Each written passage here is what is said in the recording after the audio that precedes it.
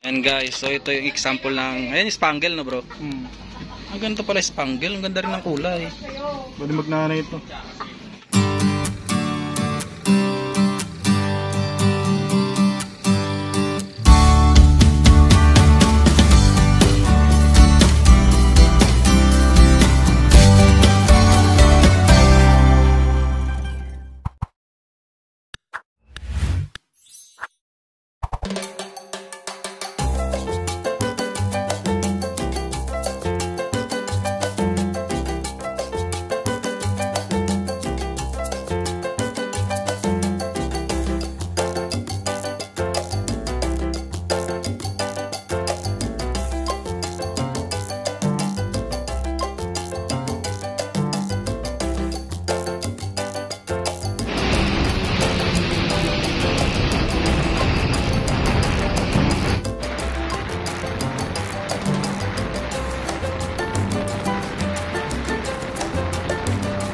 Welcome back to Entong's World Channel. So andito tayo ngayon sa Quezon City para punta natin yung tropa natin na nag-aalaga ng mga chabo. So samahan nyo for today, let's go!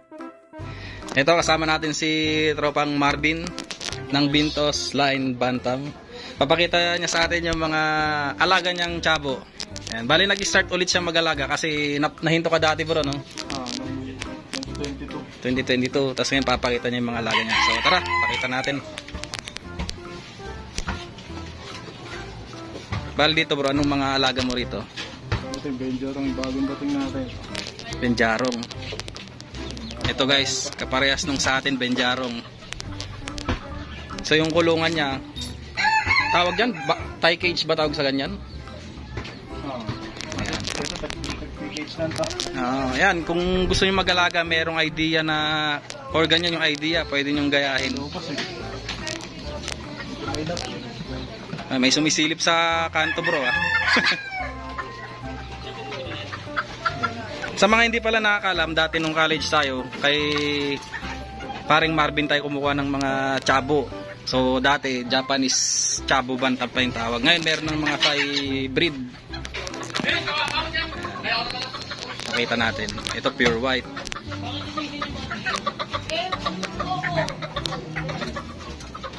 Tingnan nyo naman yung buntot. Bro, may idea ka nga pala, anong pinagkaiba nung Japanese breed sa Thai breed na chabo? Any tips lang para alam ng ating mga viewers kung ano nga ba yung pinagkaiba? Sa Japanese, yung mga lumang nasa Pilipinas na dati talaga, yung hindi pa masyadong mga buka yung buntot. So ito, Thailand na to. Tignan yung difference guys. Mga Thailand yung mga buka yung buntot na in-import ng mga importer natin.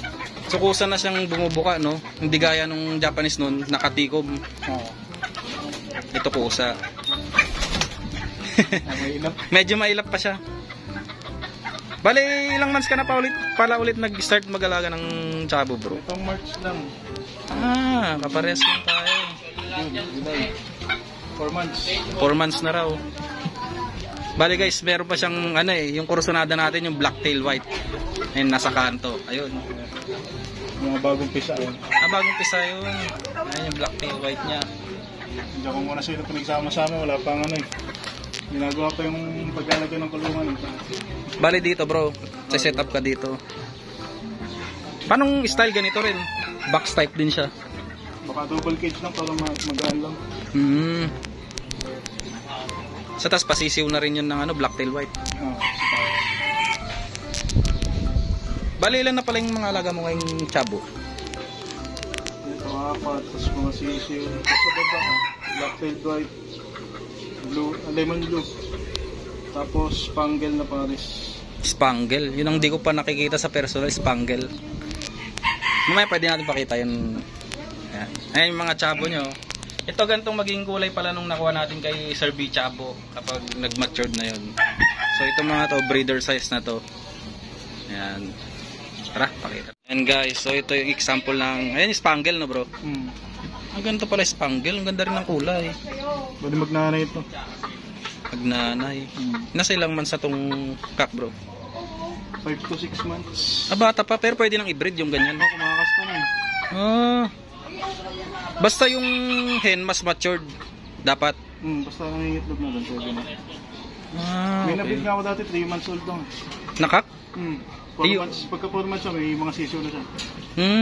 Yung hen, mas adult, Mas matured. mas matured. So kailangan mas matured daw yung hen. Ayan, oh.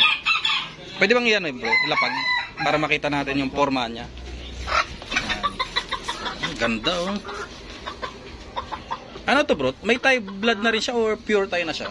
Ito 50% Thai blood, ito 75. Ah, okay. Tsaka sa buntot, oh. Tingnan niyo yung buntot, guys, oh. Bale, yung kak, mag-ano pa yan, no? Magpapalit pa ng balahibo. Kasi bata pa. Pwede na rin palang i-breed yung ganyan na, ano, edad.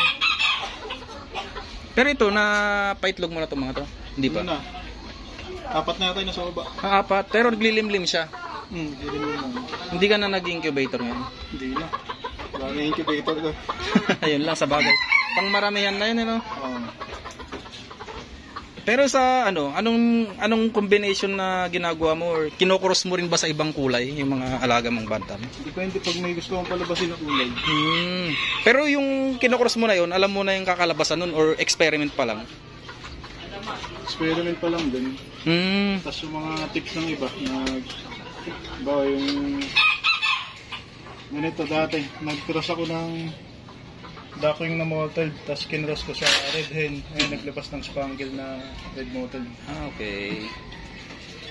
So ganun din pala, no, meron din yung mga talagang kabisado na nila yung mga breeding, yung mga nauna sa atin, no. Kung ano yung kakalabasan. Yan idea, bro, nasa magkano ang mga presyon ng ganyan.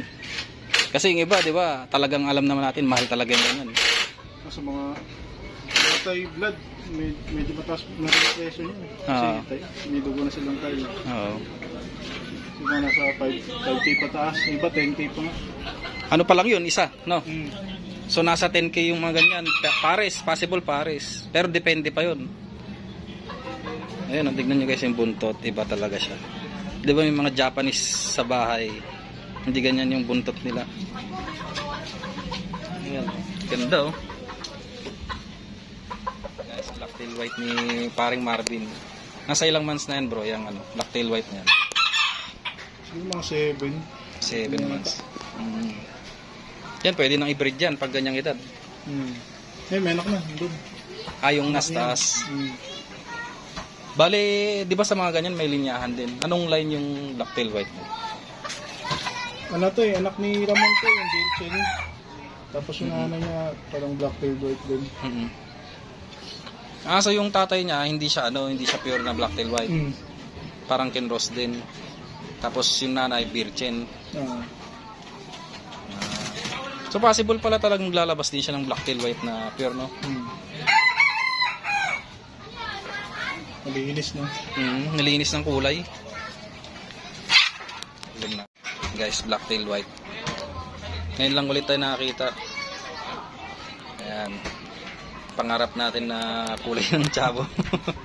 Tsaka yung buntot, guys, oh. Sabi ni paring Marvin, di parang masyadong buka. Ayan. Yung na-release niya or na-soft niya nung una, mas buka pa daw yung buntot. Ayan. Sa mga hindi nakakalam pala, mga presyo ng blacktail white ngayon, bro, nasa ano, no? 15 tan pataas na yon. Depende pa sa quality. Kasi nung nakausap natin si Bichabo, parang 20K, 25 ata, 25. pares. Oh, 25 pares niya. Depende din sa quality kasi, tsaka sa breeder na rin. Oo. Ayan, no. Wala pang ano yan, napaligon mo na ba ito? Hindi pa ulit, no? Wala pa. Ang ganda ng kulay, oh. Pero ang mga show ng ganito, bro, sa ano, no? Bandang Nueva Ecija, Tarlac lang, no? Tsaka Pampanga. Paiba-iba sila. Minsan nung nakaraan, nasa MOA sila eh. MOA Circle dito. Ah, MOA? Pumunta sila rito? Mga tsabo? May nakita lang ako na post na ganun sila nag-ibig. Sayang, hindi ko nalaman. Saan ba makikita yung post nila? Sa ano? Sa group lang din natin? O may GC yung mga yun? Group, ano, may nagpo-post na bantang breeder din. Tapos pinakalat nila sa mga group. Hindi ko lang siguro napapansin. Na-stop tayo, di ba? Yan yata yun yung panahon na nag-stop tayo. Anong year ka nga ba lang nag-stop ulit mag-alaga ng ano? 2022. After pandemic na yun. Pero dating mga alaga mo, mga Taycan, no? Taycan. Mga Thailand din. Pure Thailand na yung mga yun.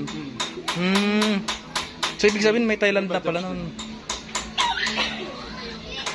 Yan, ganitong kulay din nakuha natin kay paring Marvin nun, pero ano, Taycan pa daw tawag nung time na yun eh. Ano, laki ng palong eh, no? Laki ng palong. Tapos ito blue, pakita natin yung blue. Ito lemon blue.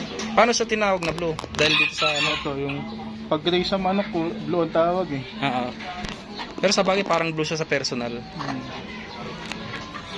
Ito maglulugon pa to eh, si bata pa. Lemon sa mga ano eh, sa mga Texas, di ba? Iba pa yung ano, yung Yellow Forest.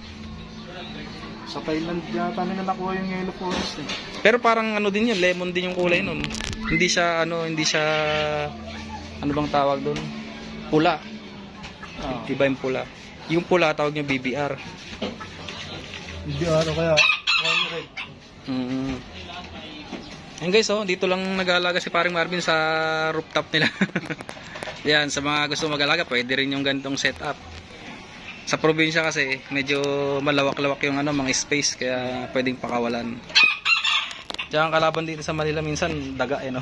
Oo, kaya kailangan yung mga screen mo ganyan, maliliit talaga. Maliliit. Kasi ilang beses na ako nadali ng pati breeder, kinakain nila eh. Kakain nilang kainin yan? Inubutas yung dito. Yung butchi. Pinapatay lang, tapos alis na. Kinukuha yung ano, kinain. Pag sa province kasi hindi ano doon, hindi tumitirang mga daga ng ano eh. Mga manok. Kasi maraming palay tsaka mais. Dito talagang asin walang ano, pagkukuha ng pagkain yung mga daga. Ayan oh, pogi oh.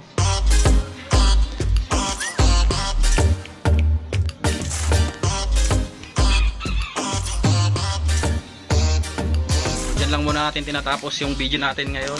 Kasama natin si paring Marvin. Thank you very much. Balik tayo next time. Pag ano, papasyal kami sa Tarlac. Kasi taga doon din daw pala siya eh. Ayan, see you next vlog guys. Bye